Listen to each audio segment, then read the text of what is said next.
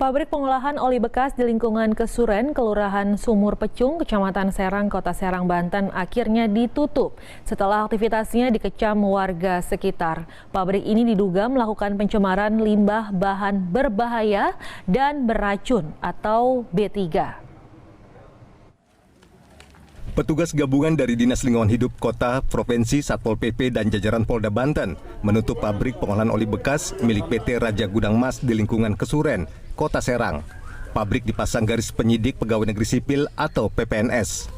Sebelumnya pabrik ini sempat digeruduk warga karena tak tahan dengan dampak yang ditimbulkan.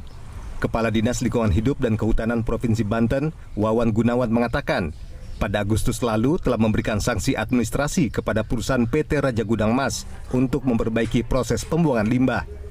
Tujuannya agar tidak mengganggu aktivitas dan kesehatan masyarakat. Namun pada Oktober ini, Kepala Dinas Lingkungan Hidup Provinsi Banten kembali mendapatkan laporan soal aktivitas perusahaan yang membuang limbah oli dengan cara dibakar dan mencemari udara.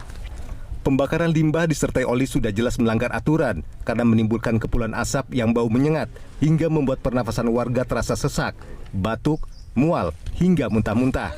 Saat ini petugas tengah melakukan verifikasi dan uji laboratorium.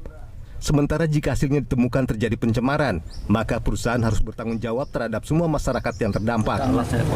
Itu kan slat oli, Pak. Slat olinya memang dia harus nanti buang. Ya. Tapi nggak ada alas langsung ke tanah apa itu termasuk pelanggaran? Iya, makanya kita keluarkan sanksi administrasi sebelumnya. Nah, harusnya kan dia ada sedikit etikat untuk memperbaiki. Dari mulai saluran drainasenya, pengumpulnya, kemudian bak pengumpulnya seperti apa, kemudian ruangnya harus tertutup. Tidak boleh nanti begitu curah hujan nanti airnya keluar. Sanksi teguran sudah diberikan kepada PT Raja Gudang Mas. Selanjutnya jika masih melanggar, akan dikenakan sanksi pembukuan hingga pencabutan izin. Namun bila ditemukan ada korban akibat dari aktivitas perusahaan, maka dilakukan langkah tegas berupa penegakan hukum. Apa artinya ultimum remedium? Itu adalah penegakan hukum adalah upaya terakhir. Karena di dalam ultimum remedium yang tertuang dalam Undang-Undang LH, yang pertama adalah sanksi administrasi berupa teguran.